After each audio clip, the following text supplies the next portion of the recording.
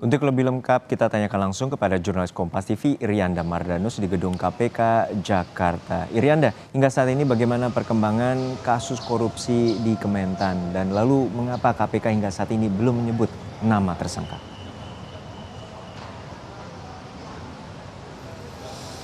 Ya, selamat siang Juno dan juga saudara. Itulah yang kami juga coba konfirmasi kepada pihak KPK kenapa sampai saat ini belum ada nama tersangka yang secara resmi kemudian diumumkan oleh KPK. Padahal di saat yang bersamaan kita tahu penggeledahan juga sudah dilakukan, sejumlah barang bukti juga sudah diamankan oleh KPK, beberapa diantaranya diserahkan kepada polisi karena ini terkait dengan senjata api begitu ya.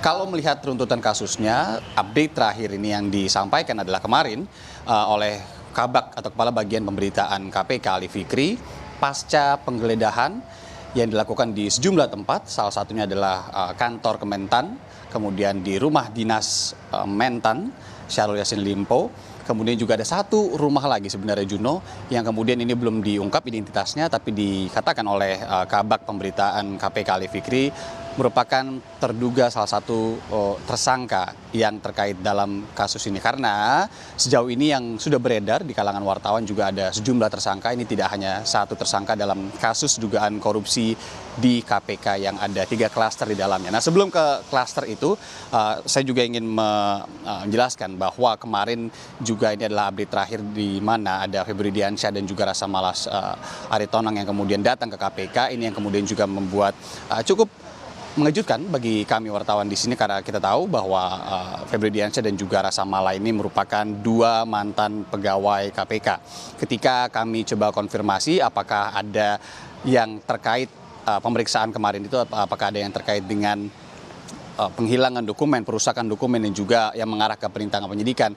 Secara tegas, Febri Diansyah menyatakan dalam pemeriksaan selama kurang lebih 6 jam yang kemarin dilakukan oleh penyidik KPK kepada ia dan juga Rasa Mala Aritonang, ini tidak ada sama sekali yang menyangkut dengan perusakan barang bukti ataupun dokumen yang ditemukan sebagai barang bukti, kemudian juga yang mengarah ke perintangan penyidikan. Apa yang kemudian ditanyakan ini sedikit banyak adalah tentang dokumen yang kemudian ditemukan oleh tim penyidik KPK ketika menggeledah, yang dikonfirmasi langsung oleh Febri Diansyah adalah dokumen-dokumen legal opinion atau draft hukum yang pernah diberikan kepada pihak Kementerian Pertanian, dalam hal ini secara spesifik kepada Syahrul Yassin Limpo, yang kala itu memberikan kuasanya kepada law firm yang kemudian dikelola juga oleh Febri Diansyah.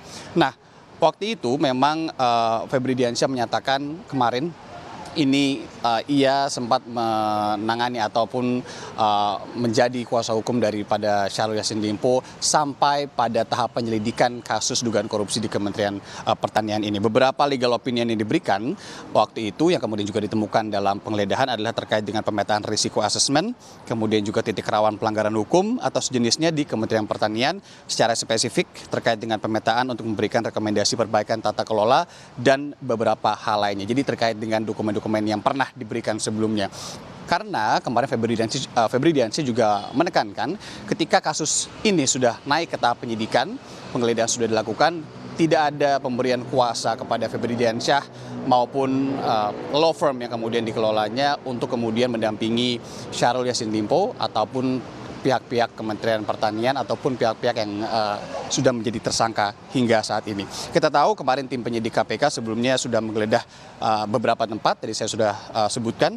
Kemudian juga selain dokumen, tim penyidik menyita uang tunai senilai sekitar 30 miliar rupiah dalam bentuk pecahan dolar Amerika Serikat, Singapura dan juga rupiah. Juga ada temuan 12 senjata api yang juga menjadi tanda tanya hingga saat ini dan sudah diberikan kepada pihak Polda Metro Jaya untuk dititipkan barang buktinya. Kemudian Kabak Pemberitaan Ali Fikri juga menjelaskan dalam kasus dugaan korupsi di Kementan ini ada 3 klaster, yaitu dugaan korupsi dan pemerasan dalam jabatan atau penyalahgunaan kewenangan, kemudian TPPU, tindak pidana pencucian uang dan juga gratifikasi. Hingga saat ini sendiri Kabak Pemberitaan Ali Fikri menyatakan belum mengumumkan secara resmi karena penyidikannya ini juga masih berjalan, pengumpulan barang bukti pun masih dilakukan, dan saat ini yang kita tahu kenapa belum ada pemeriksaan lagi kepada Mentan, ini karena Mentan masih berdinas di luar negeri. Juno. Terima kasih atas laporan lengkap Anda, rekan Irianda Mardanus dari Gedung KPK Jakarta.